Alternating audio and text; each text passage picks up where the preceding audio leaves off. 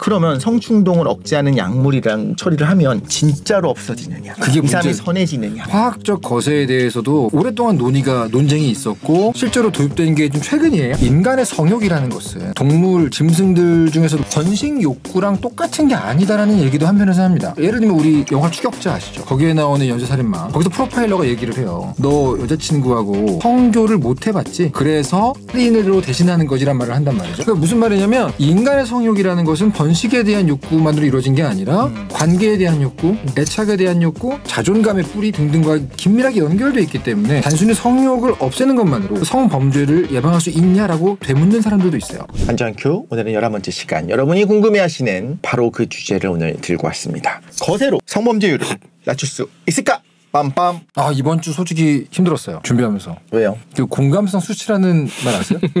공감성 수치? 뭔지 아세요?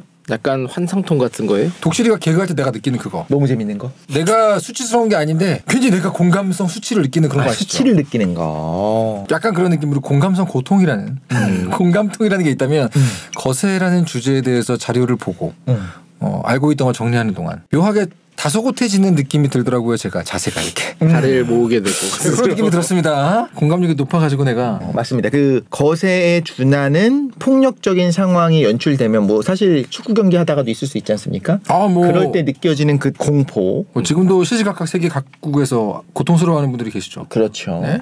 그 부분. 근데 우리가 이제 그런 행위, 거세가 이루어지는 상황도 역사적으로 우리가 이야기도 한번 해보겠습니다만 네. 오늘은 그게 왜 문제가 되는가 이런 이야기들도 같이 한번 다뤄보면 좋겠는데, 일단 이 제목을 들으면 아 이건 해야겠구나 많은 분들이 깨달으실 겁니다. 남성형 탈모를 막기 위한 유일한 방법 바로 거세다. 맞습니까? 화학자 소개를 먼저 해야 될까요? 누구시죠? 머리 풍성충님? 아, 이렇게만 하면은 제가 막 이 분야의 전문가 같은데 제가 거세에 대한 전문성은 전혀 없고요. 이 중에 누구도 거세 전문가는 없어. 아, 모르겠습니다. 이건 약간 하나를 택하기 위해 다른 너무 큰 걸 버려야 되는 게 아닌가 싶어서 그렇죠. 사실이어도 문제고, 근데 뭐 맞다는 말도 있고 또 뭐 수명 연장에도 좋다라는 말도 있고 해서 실제로 그 동물을 대상으로 장수의 유일한 방법이 거세라는 말도 들은 적은 있습니다. 남성들이 평균 수명 여성보다 적은 건 사실이고요. 네네. 그게 이제 남성들은 뭐 위험한 행동들을 하기 때문에 뭐 흔히 이렇게 얘기하잖아요. 그리고 뭐 사실 순담배라든가 뭐 이런 것들도 여성분보다는 남성분들이 좀 많이 하는 경우도 있으니까 그렇기 때문에 그런다라고 그렇다 생각했는데 당연히 상관관계가 있겠죠. 그래서 동물을 대상으로 실험을 해보니까 남성이, 그러니까 수컷이 더 적게 사는 이유가 어쩌면 남성 호르몬 때문이다. 그런 연구가 있죠. 그렇죠. 이런 연구가 있고 인간에게도 적용되는 게 아닌가 싶은, 이거는 뭐 전수조사를 한 건 아닙니다만 이런 기록들이 있어요. 조선시대 내시들이 장수했다. 그러니까 장수의 비결 중에 하나가 뭐 소식을 해라, 간헐적 단식이 있어야 된다, 채식 위주로 먹어라, 이런 여러 가지가 있겠지만 그 중에 하나가 분명히 거세 혹은 거세 당한 것처럼 사는 산, 이런 얘기를 한단 말이죠. 분명히 더 장수했다는 이야기도 있고. 너무 극적인 밸런스 게임이잖아요. 그렇게까지 오래 살아야 되나? 그거 없이 오래 살 거야? 아니면 완전체로 짧게 살 거야? 뭐 이런. 저는 이런 생각했거든요. 네. 이제 나이가 들어서 지금은 비아그라라든가 여러 가지 방식을 통해서 성적인 그 성생활을 누리는 어르신들이 많이 있습니다. 후보정이 되죠 요즘. 굉장히 그 중요하고요. 사실 비아그라가 그래서 수많은 멸종 위기 동물을 살렸다 이런 얘기도 있지 않습니까? 아 그렇죠. 건강에 좋다는 줄 알고 막 그런 거 잡아먹다가 이제는 약으로 되니까. 그렇지만 이제 기본적으로 나이가 들어서 그런 성적인 성행위 자체를 안 하게 되는 삶이 된다면, 저 혼자 이 주제를 갖고 생각해봤어요. 그때라도 거세를 하면 만약에 오래 살 수 있다라고 한다면. 그렇게 따지면 그건 거세가 아니라 성 기능을 없애는 거지. 우리가 상상하는 거세는 약간 물리적으로. 그러니까 그때 실제 거세. 탈부착 얘기잖아요. 를 함으로써 갑자기 생존율이 10년 이상 더 살 수 있다라고 한다면 그러지 않겠죠 아마도. 여기서 말하는 거는 어렸을 때부터 말하는 거 뭐 그러니까 생체 시계를 느리게 가게 하는 방식이니까 그나마 할만하지 않나라는 생각을 했거든요. 여기서부터 벌써 일단 한주한 큐답게 헛소리로 시작을 해서 네. 체계적으로 들어갈 수 있는 초석을 말씀해 주신 겁니다. 맞습니다. 거세라는 말도 성기능을 없애는 것이냐 조직체를 없애는 것이냐. 조직도 보통 크게 두 가지가 있죠. 엄밀히 말하면 세 가지지만 뭐 두 군이 있죠. 그 두 개를 하나로 보는 겁니까? 그럼요. 그거 두 개는 하나입니다. 아무튼 그런 여러 가지 층위가 있지 않습니까? 일단은 역사로 들어가는 게 우리 한주한 큐의 약간 일종의 약속처럼 된 것 같은데 네. 역사 속에서 가장 유명한 거세당한 사람. 궁형이라고 하죠 보통은. 그다음에 우리 얘기하면 사마천을 얘기하죠. 얘기하잖아요. 그렇죠. 사마천에 사기가 나올 수 있었던 거. 그게 재밌었어요. 네. 사실 그 당시에 사회적인 위신이 있는 직급, 뭐 우리나라로 치면 뭐 사대부 이런 사람들에게는 사형보다 더 치욕스러운 게 궁형이었다는 얘기를 들었어요. 근데 사마천 같은 경우는 본인이 스스로 궁형을 받기로 결정하고 그 뒤에 10년 동안 사기를 쓴단 말이죠. 보면서 약간 일종의 와 이거는 작가로서의 어떤 에고인가? 굉장한 집념과 신념인가? 뭐 이런 생각을 한 적은 있습니다. 그러니까 사실 이때 요런 이야기는 대부분 아실 거예요. 네. 사마천이 사형을 당할 것이냐 아니면 돈을 내야 되는데 돈이 너무 천문학적인 100억 이상을 내야 되는 지금 돈으로 불가능하니까 궁형이나 사형이냐 하나를 선택해야 됐어요. 근데 저는 이게 한무제 때입니다. 네네, 그렇죠. 이거 자체가 그러니까 사회적 말살인 거죠. 그렇죠. 그렇게까지 목숨을 구걸하고 살 거냐라는 의미로 그때 이렇게 얘기했던 것 같아요. 네네. 근데 그 한무제는 또 하필이면 또 조선에 고조선에 한사곤을 설치했던 고조선을 멸망시켰던 우리한테는 그다지 좋은 인물이 아닌. 이것도 뭐 그 정사 얘기예요. 나 또 욕 먹는 거 싫은데. 아, 괜찮습니다. 독실이가 얘기하면 항상 가드를 올리게 돼요. 이렇게. 야, 이거 욕을 먹을 거면 너 혼자 먹어라 이러면서. 제가 예전에 그 충격적인 그것도 만화였었습니다. 만화에서 살아남아야 되기 때문에 그때는 이제 치욕인 거예요. 너무너무 치욕스럽지만 살아남았다. 어떤 마음이었을까요? 사실 아까 말씀하신 것처럼 내가 이렇게라도 나중에 뭐 수명을 늘려 더 연장시켜야겠다라는 건 뭔가 이뤄내야 할 큰 목적이 있으면 그러니까요. 가능한 선택이라고 저도 생각을 해요. 근데 그런 목적이 아예 없는데 선택하는 거는 좀 어려운 것 같은데 그렇죠. 사마천도 그런 내가 이거를 완성을 해야겠다라는 큰 목적이 있어서 많은 거를 포기한 게 아닐까. 당시엔 그랬습니다. 그때는 굉장히 그 명분이 중요했으니까요. 네. 2023년에 사는 우리 입장에서 죽을 거냐 궁형을 당할 거냐면 당연히 궁형 아닙니까? 모르겠는데요. 저는. 아 진짜로? 무슨 말이냐면 이 얘기를 꺼낸 이유는 사실 그걸 우리가 생각해보자는 게 아니라 사마천의 궁형과 사기를 생각해보면 야, 이 역사 속에 그 유명한 사기와 궁형은 동급이구나. 그 정도로 거세는 중대사다. 중대사다. 근데 또 역사 속에서는 거세와 관련되어 있는 수많은 기록과 흐름들이 있거든요. 네. 예를 들어서 여러 가지 용도로 거세를 뭐 사용했던 것 같아요. 예를 들어서 환관이나 내시 같은 얘기도 있지만 동로마 제국 같은 데서는 왕이 만약에 쿠데타로 인해서 폐위가 되잖아요. 네. 그러면 왕의 모든 핏줄 가족들을 눈을 뽑고 거세를 시킵니다. 전쟁포로도 거세시키고 이런 수많은 거세에 대한 걸 보면서 과연 이게 인류에게 뭐길래 라는 생각이 들었던 것이죠. 저는 알 것 같습니다. 사실 내시가 전부 다 성불구는 아니죠. 그중에서 그렇게 변해온 과정을 보면 왜 그렇게 되었느냐. 네네. 첫 번째 우리나라의 뭐 중국을 포함해서 궁궐 안에 있는 모든 여자는 왕의 것입니다. 잠재적인 왕의 것이죠. 그랬죠. 그래서 누군가가 임신을 했다면 누구냐 승은을 입은 겁니다. 그렇기 때문에 그 안에서 살아가는 사람들이 남자가 생식 능력이 있으면 문제가 생길 수 있다. 왜냐하면 핏줄이 왕의 핏줄인지 아닌지를 구분해야 되니까. 그 필요에 의해서 그런 사람들을 뽑기 시작한 거죠. 사실 조선시대에는 일부러 그렇게 내시를 만든다. 그러니까 궁형같이 이렇게 만든 건 아니었고 그런 사람을 뽑았다라고 하지만 말씀하신 것처럼 어쨌든 궁궐 안에 들어가고 싶으니까 가난한 집에서는 일부러 이렇게 시술을 했다라는 얘기도 있죠. 그런데 말씀하신 것처럼 동로마 제국에서 왜 그런 일이 됐을까? 포로들을 왜 거절했을까? 물론 치욕을 주기 위한 것도 있겠지만 저는 한편으로는 죽이지 않고 하나의 은전이다라는 생각도 들었어요. 그러니까 일종의 노동력으로서는 납두고 싶었다 그런 얘기인가요? 살려주고 싶었던 거죠. 근데 살려주는데 이 사람이 자녀를 낳아서 나중에 후환이 생길 수가 있으니까 생식 능력은 없애는 겁니다. 살아있는 동안은 그냥 네 목숨을 유지시켜줄게. 은원 관계를 거기서 끊고 싶다. 저는 그렇게 생각이 들기도 했었고 그러니까 2차 대전 이후에 우생학이라고 하는 어떻게 보면 인류 역사에서 치욕적인 그렇죠. 그런 학문이라고 봐야 될지 모르겠어요. 장애인들이나 그때 생각했던 정신질환자들을 거절했단 말입니다. 그러니까 성불구를 만들었어요. 남성이든 여성이든. 그 이유가 뭐였느냐. 그러니까 죽이는 건 너무 잔인한 거예요. 그런데 그냥 이세는 못 낳게 만들겠다라는 생각을 한 거거든요. 실제로 그런 얘기 많이 있습니다. 위험한 생각들이란 책이 있어요. 전 세계적인 석학들의 평소에는 말할 수 없는 위험한 발상들을 엮은 책입니다. 그걸 보게 되면 리처드 도킨스 같은 유명한 사람들은 범죄자가 아니라 범죄의 DNA를 처벌해야 된다. 이런 얘기로 또 한 꼭지를 썼단 말이죠. 그러니까 그렇게 DNA를 대상으로 하는 그런 발상도 거세에는 있었을 것이다. 그건 충분히 짐작할 수 있을 것 같아요. 그렇죠. 여기는 시대적인 것 같은 게 우리나라는 지금 얘가 나오는 게 옛날에는 자손이 굉장히 중요했잖아요. 후대를 잇고 장손이나 이런 이야기들이. 그러니까 그만큼의 파급력이 있었는데 현대사회에서는 거세가 약간 불편하거나 많은 걸 포기하는 느낌이지 이게 죽음을 상징하는 정도의 엄청난 대사건은 아니거든요. 사고로도 일어날 수가 있고. 그렇죠. 그리고 이게 자기의 목적이 있으면 달라질 수 있는 게 우리가 그 파리넬리라는 영화도 있잖아요. 일부러 카운터 테너 목소리나 이런 거 하기 위해서. 카스트라토. 네, 그것도 다 그거가의 목적이고 꿈이 있었기 때문에 과감히 포기라고 한 거지. 이게 사회적으로 죽는 건 아니었으니까 또 이게 국가랑 시대에 따라 많이 다른데 우리가 약간 유교국 가면서 전체적으로 이런 집안의 내력 같은 걸 또 중요시하던 사회였으니까 맞아요. 여기에 더 많이 무게감을 주는 것 같아요, 사실은. 그렇게 기능적으로 접근하는 얘기들은 많이 있죠. 예를 들면 무협에서도 동자공이라거나 규화보전, 동방불패 이런 식의 접근이 또 있잖아요. 반면에 오늘 우리가 다루고 있는 이야기의 제목에서 볼 수 있듯이 거세로 성범죄율을 낮출 수 있을까라는 쪽으로 들어가게 되면 네. 이 거세라는 것을 성욕, 범죄의 원인이 되는 어떤 종류, 동기 이것을 끊는 도구로 삼는 이쪽에 또 얘기를 해봐야 된단 말이죠. 네. 이게 인과가 아니더라도 한강한 게 분명히 있다. 왜냐하면 어떤 폭력적인 성향들이 나타나는 것이 분명히 남성 호르몬 때문이다라는 연구들이 있어요. 그러니까 그것이 유일한 동의는 아닙니다.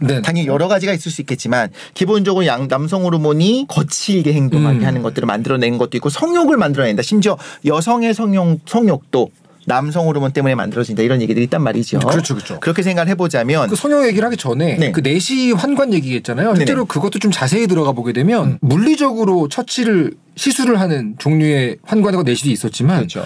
그때에도 실제로 DNA를 남길 수 없을 뿐이지 성생활이 가능하거나 그런 종류의 일상생활은 배뇨는 가능한 그런 방식의 환관과 내시도 많았다고 하죠. 그러니까 다양했다는 거죠. 어떻게 보면. 뭘 제거할 거냐가 문제인 것 같아요. 네네네. 알을 제거할 거냐 고환을 제거할 거냐 아니면 기둥 자체를 잘라버릴 거냐의 차이가 있는 것 같아요. 근데 거세는 원래 기둥을 자르는 게 맞아요. 그 말 자체는 카스트레이션이라고 거세를 말하는데 이게 어원이 두 개거든요. 하나가 그 프론이라 그래서 가지치기 하다가 어원이라서 가지치기란 말 들으니까 또 나 공감성 고통이 막 단어 용어 이 자체가 가지치기를 하다로 되어 있고 그거 외에 다른 뜻이 힘을 빼앗다라는 게 있어요.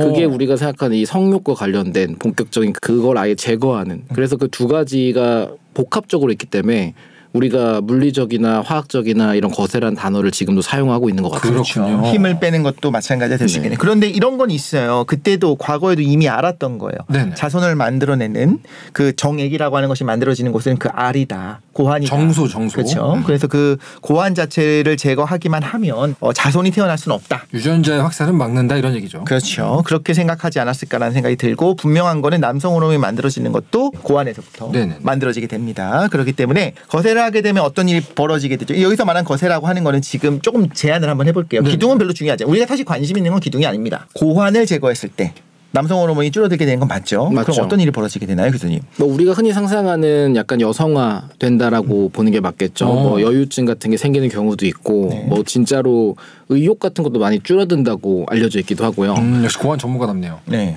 오늘부터 그렇게 된 건가요? 머리도 기네요. 약간 그 칭호를 좀 수집하시는 게 어때요? 이번 주에는 고환 전문가로 하나씩 이렇게 그 보이스카우트 배지 모으는 것처럼 이번 주에는 고환 전문가 어때요? 고환 전문가 장우재입니다. 근데 이게 재밌는 게 그 우리가 이 거세라는 걸 얘기했을 때 화학적인 요법을 생각할 수밖에 없잖아요. 물리적인 거는 진짜 대놓고 하는 거니까 그러면은 궁금한 건 도대체 뭐를 처리를 하면은 화학적 거세가 되느냐. 사실 화학적 거세도 정식 용어는 아닌 걸로 알고 있고요. 요즘에는 그 성충동 제어라든지 억제 이런 단어를 많이 쓴다고 하는데 성충동 약물 치료라고 보통 얘기하죠. 이거 자체도 호르몬을 써요. 화학적 거세가 뭐 특별한 화학 물질을 넣는다기보다는 우리 몸에서 나오는 남성 호르몬이나 이게 다 고리가 4개 달려있는 흔히 말하는 스테로이드 계열의 호르몬들인데 그거랑 굉장히 비슷한 그 프로게스테론 아세테트 종류가 있어요. 이거를 넣으면은 문제가 이제 남성의 문제 중 하나가 그렇게 되는 거예요. 그럼 화학적으로. 테스토스테론을 줄이는 것이 아니고 그건 내버려 두고 다른 호르몬을 넣는 거예요. 테스토스테론이 만들어지는 중간 과정을 막아버려요. 그래서 이게 우리가 제도적으로 사용이 가능하게 된 게 보통 우리 생각에는 뭔가 호르몬이 줄어들면 기분도 좀 우울해지거나 축축 처질 것 같잖아요. 근데 이 사용하는 프로게스테론 아세테트 종류를 쓰면은 그런 부작용이 없는 게 검증이 된 거예요. 그리고 또 그 치료를 하다가 멈추면은 다시 또 복구가 될 수가 있고 그러다 보니까 이게 허가가 나가지고 이 우리나라를 비롯해 여러 국가들에서 사용을 하고 있는 거죠. 저는 이게 인류의 역사 전체에서 이 생식 기능을 뺏는 게 그렇게까지 치욕스러운 거가 이게 남성 중심의 세상이라서 그런 거라는 생각을 했어요. 한편으로는 어떤 생각도 했냐면 어떤 성범죄자들에게 성충동을 줄이기 위한 약물 치료라고 하는 건 왜 이렇게까지 이게 인권의 문제가 있게 되느냐. 심지어 약물 피임이 있지 않습니까? 그것도 마찬가지예요. 프로게스테론을 넣어주면서 말하자면 항상 지금 임신된 것 같은 상태를 여성에게 만드는 거예요. 그런 호르몬 치료를 가면서 와 이거 너무 심하다라고 얘기하지 않거든요. 근데 왜 남성 호르몬이 제대로 제대로 작동하지 않도록 하거나 만들어지지 않도록 그 전구체를 제어할 수 있는 어떤 그런 물질을 넣는 것이 왜 그렇게까지 인권에 문제가 되는지 진심으로 저는 잘 모르겠어서 예전 어떤 생각을 했냐면 제가 이제 성범죄를 저질렀는데 반복적인 성 충동 때문에 저질렀습니다. 판사는 이 얘기 저도 맞고 싶어요. 그러니까 진짜 반성을 한다면 네. 약물 치료 약을 나 영구적이어도 되니까 차라리 이성 나의 충동을 줄여주세요라고 오히려 네. 외쳐야 되는 게 아닌가. 근데 이걸 왜 범죄자에게 이건 인권에 문제가 있고 해서 정말 가역적이어야 되고 이걸 중단하게 되면 다시 임신이 가능해져야 돼 이렇게 만드는지를 왜 여기 이렇게까지 커다란 무게를 주는지 잘 모르겠는데 깨우쳐 주시죠. 왜 그렇습니까? 저도 궁금한 부분이 있어요. 예를 들면 저는 좀 이제 추측을 해보면 머나먼 과거로 갔을 때 아까 얘기했던 종류의 뭐 포로를 거세한다거나 네. 아니면 뭐 왕권을 위해서 거세를 하는 그런 종류의 맥락 말고 머나먼 과거로 갔을 때도 실제로 성범죄에 해당하는 인간 같은 게 있을 때 거기에 물리력을 행사해서 주로 가해자 역할을 하는 사람들에게서 어떤 이유를 찾았던 게 네. 그들을 거세시키는 방식으로 나왔다는 건 많이들 알고 있잖아요. 네. 그 흐름이 길게 이어져 왔던 맥락도 있지 않을까라는 생각은 합니다. 물론 거기에는 여러 가지 변수가 있었겠지만 이게 근데 우리가 상상하는 게 예를 들어 이런 성충동 억제 형벌이 예를 들어 판결이 됐다. 네. 그럼 이게 잡아가서 하는 것 같지만 네네. 이게 거부할 수 있어요. 딱 아까 우리 시작했던 사마천 얘기랑 똑같은 게 네네. 장기간 감옥에 투옥될 것이냐 아니면 이 치료를 받고 빠르게 풀려날 것이냐의 선택지가 주어져요. 그러니까요. 네, 그래서 이거를 받는 사람을 보는 시각 자체가 법도적으로 봤을 때는 나는 이런 자유를 더 갈망하기 때문에 이걸 포기할 준비가 되어 있고 맞아요. 이걸 선택하겠다. 대신에 풀려나는 거다라고 해서 풀어주는데 네. 이것도 지금 계속 얘기가 나오는 걸 알고 있어요. 실제로 1983년도에 캘리포니아에서 강간범에게 네.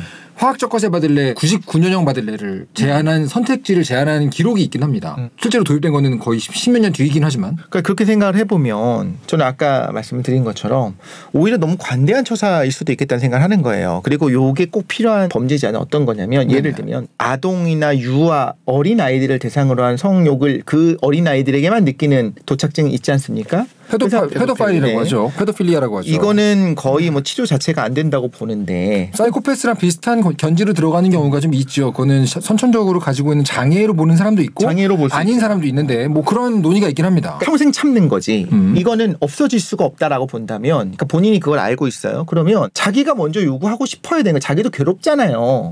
나의 이 욕망 때문에 이런 일들이 벌어져. 네. 그러면 오히려 나는 내가 먼저 화학적 거세를 신청합니다. 같은 심지어 식으로. 물리학적으로. 물리학적으로요. 내가 남에게 피해를 주는 성향이 있어. 너무나 그 허용되지 않는. 네네네. 그런데 왜 그 성적 욕망과 그 쾌감을 남겨놔야지만 그것이 인간적이다고 생각하는 그런 심리가 우리 안에 깔려 있는지 잘 들여다보면 이것도 남성 중심적이지 않나 생각이 사실 좀 들더라고요. 이번 주에 한 주 한 개 주제에 과몰입하시는 모습을 많이 보여주시는데 옛날부터 생각을 했었어요. 사실 저도 그 부분이 미스터리긴 합니다만 저는 100% 이 감정이입을 해서 내일처럼 고민해 볼 수는 없겠죠. 하지만 그만큼 유전자적으로 각인되어 있는 본능과 그 두 가지 이성이 싸우는 건 아닐까요? 즉 나의 이성은 나는 가지고 태어난 것이 남에게 해악을 끼치는 요소가 있어. 그걸 이성이 알았어요. 네. 근데 내 안에 있는 어떤 DNA가 절대적으로 그거에 대해 싸우고 있어요. 네. 그런 걸 경우는 상상해 볼 수 있지 않을까요? 원래 그래서 제도적인 어떤 처치라는 것은 그렇게 개인에게 문제 해결을 맡기는 것으로 근본적으로 해결이 안 될 때 최소한의 울타리로 제시하는 게 제도적인 거 아닙니까? 즉 형벌로서의 화학적 거세라거나 화학적 약물치료, 성충동 약물치료 이런 것들이 나온 이유도 방금 얘기한 그런 차원에서 고민만 되니까 이런 식의 어떤 제도를 만든 게 아닐까요? 미국 같은 경우에는 사형을 시킬 때도 네. 지금은 거의 없어졌다고 들었습니다만 그 선택할 수 있게 해주기도 했잖아요. 전기 의자에 앉을래, 뭐 그 약물을 사용할래, 뭐 네. 가스로 할래, 뭐 이런 게 있었단 말이죠.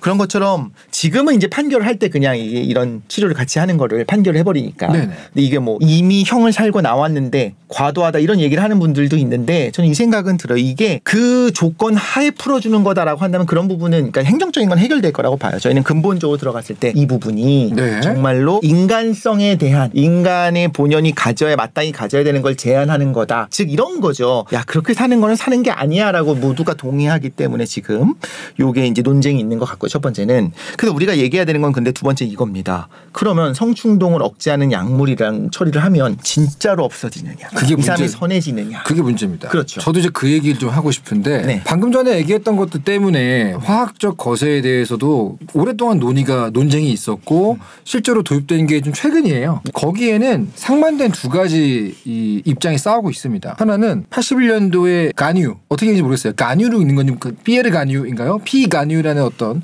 그런 학자의 실험에 따르면 비정상적 성적 행동을 보여온 48명의 남성에게 이 화학적 거세를 한 12개월 정도를 실시를 했는데 네. 40명의 실험군에서 부적절한 성적 행위에 대한 욕구가 약화됐다.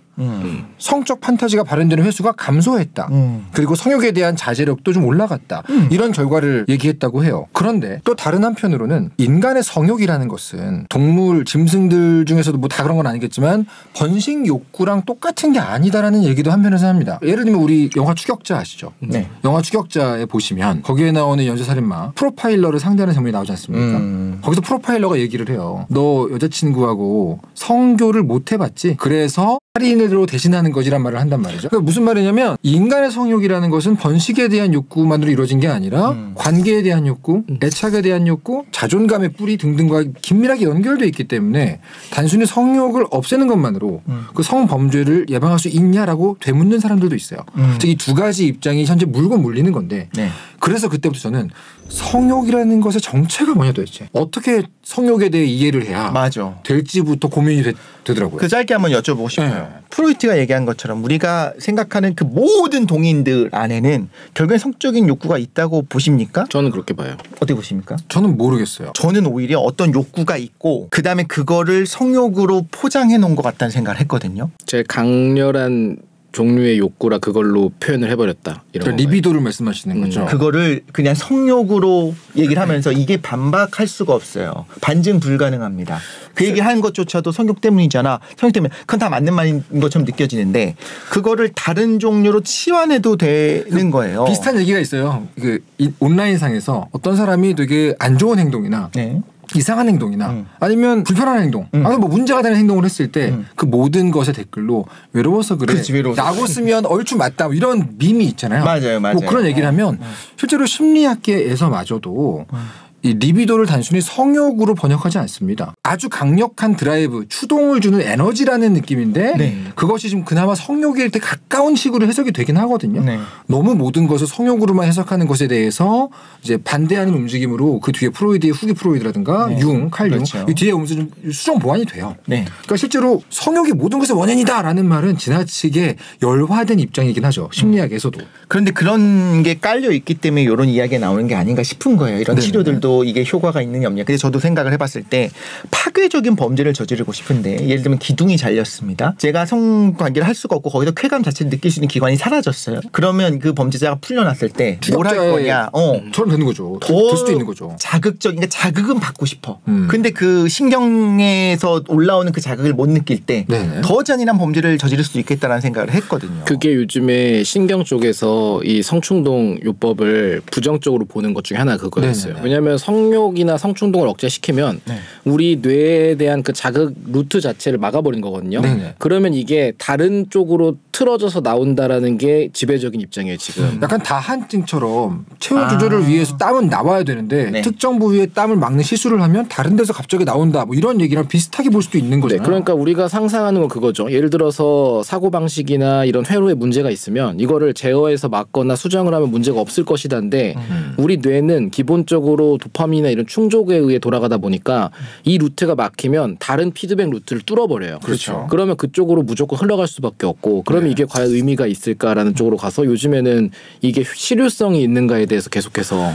생각을 하고 있어요. 심리학적으로 진짜 지뢰밭이기도 하지만 너무 복잡한 회로도처럼 보이는 문제긴 합니다. 예를 들면 이런 거죠.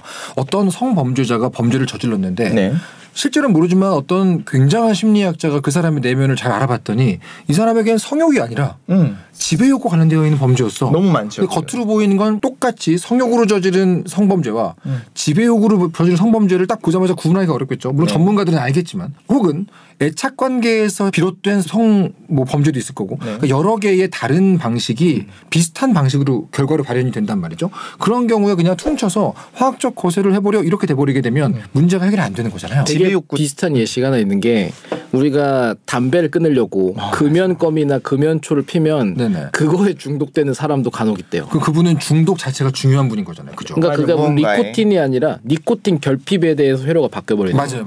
그래서 알코올 중독을 치료할 때도 혹은 뭐 이게 도박 중독을 치료할 때도 그거를 권하는 것이 최악인데 네네. 결과적으로는 그래서 끝까지 참는 거다라는 얘기를 하기도 하잖아요. 알코올 중독은 치료돼 갖고 더 이상 알코올에 대한 욕구가 사라지는 게 아니라 뭔가를 돌려요. 네네네. 그래서 다른 부분에서의 중독이 나타나는 거 그 뇌 자체가 아까 도파민도 말씀하셨지만 이런 부분에 대해서 기본적인 준위가 높아졌을 때는 나온다는 거죠. 네. 되게 저는 아까 선언했던 게 단순히 성욕 때문이라면 성욕을 줄이면 줄어들 겁니다. 그리고 본인이 그걸로 난 원하는 게 정상이라고 봐요. 그리고 궁금해하셨던 그 선택해준다면요. 부분. 그런데 지배욕 때문이라면 네네. 그걸 성적인 방식으로 지배를 하고 싶었었던 사람이라면 네. 오히려 그 부분에 성욕을 느낄 수 없게 만들고 성적으로 지배할 수 없게 만들면 폭력으로 나올 수도 있겠죠. 너무나 더 무서운 폭력으로 뭐 고문이라든가 이렇게 나오는 왜냐하면 그런 사례들이 사실 흔한 사례는 아닙니다만 아니면 흔히 너무 많이 우리는 있었으니까. 고기는 소시오패스들에게서 많이 보여지는 종류의 매니퓰레이션, 상대를 통제하고 조작하고 싶어하는 종류의 행동으로 발현될 수도 있겠죠. 맞습니다. 그러니까 어떤 식으로 나올지 모르는 상태도 있다는 건데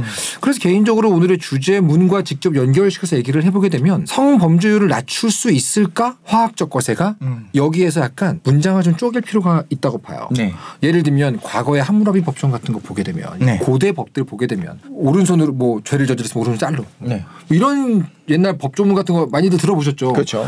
그 정도로 얄팍한 레벨에서 얘기할 수 있는 건 아닌 것 같고 이거는 실제로 그래서 현재에도 화학적 거세만을 유일한 방법으로 쓰거나 하진 않습니다. 그쵸. 인지행동 치료라거나 어떤 심리적인 처치 같은 것들이 병행이 돼야 한다고 저는 알고 있어요. 이게 안 되는 사람들이 분명히 있다고 전문가들이 이야기를 하고 있는데도 불구하고 문제는 우리가 형법 체계 자체가 어떻게 갈 수 있냐면 모두 이 사람은 안 되니까 다른 방법을 찾자 이렇게 가기에는 법을 하나하나를 해줄 수 있는 게 아니에요. 그렇죠. 그러니까 전체적으로 어쩔 수 없이 퉁쳐서 가는 부분들도 분명히 있더라. 근데 부작용들이 발견이 되더라. 그리고 또 하나는 테스토스테론이라고 하는 것 자체가 우리가 생각하는 흔히 말하는 발기를 하고 성관계를 갖는 딱 그런 성적인 욕망만을 전체적으로 하는 게 아니라 하나의 호르몬이 여러 가지를 주관하지 않습니까? 그렇죠. 그래서 어떻게 보면 운동 능력이라거나 그렇죠. 근성장이라거나 네. 두피 탈모라거나 동시에 여러 가지. 맞습니다. 그런 면에서 보면 이것이 제가 이제 이게 사실 팩트를 말씀드리는 건 아닙니다만 에너제틱하게 만드는 호르몬이면서 동시에 예를 들면 성적인 욕구를 포함해서 탈모도 만들고 여러 가지를 만드는 호르몬이라고 생각을 한번 해볼게요. 그럼 그런 처리를 하게 되면 우리가 성충동 억제라고 했지만 그거보다는 그냥 남성 호르몬 억제라고 오히려 진짜 담백하게 이름을 붙여버리면 드라이하게. 아니지 그것도 남성 호르몬 하면 안 되겠다. 어떤 성 호르몬 네. 어떤 왜냐하면 여성에게도 분명히 있기 때문에 네, 그렇죠. 그렇게 해버리면 좀 덜 에너제틱하게 만들더라도 괜찮아지지 않을까라는 생각이 들고 저는 혼자 이런 생각까지 해봤을 때 심지어 도파민 중독된 뇌이기 때문에 네. 완전 푹 절어있는 세상에 우리가 살고 있어요. 사회가 그렇게 만든 것도 있습니다. 요즘 많은 분들이 공감하고 있죠. 차라리 그러면 도파민에 쭉 절어있는 상태로 살아라. 남에게 피해만 주지 말고 그런 방식으로라도 난 처벌했으면 좋겠다. 또 범죄를 저지를 것이 너무나 명약관화하다면 범죄를 저지르지 않게 하되 이 범죄자를 살려줘야 될 거 아닙니까? 오늘의 이곡실은 제가 보기에는 DMZ 아시죠? 거기 지뢰밭 위에서 춤을 추고 있는 기분이야. 그런 측면에서 접근을 하더라도 저는 아직 의문인 게 뭐냐면 어떤 사람에게 있어서 자기 내면에서 올라오는 본능이나 어떤 충동 이것과 자기의 생존 욕구를 동일시하는 사람도 있다고 알고 있어요. 무슨 말이냐면 사회의 일원으로 살아가기 위해서 이 충동을 억제하거나 없애버린다. 이것이 곧 죽는 것과 같은 의미를 지니는 수준의 사람들도 있다고 알고 있단 말이죠.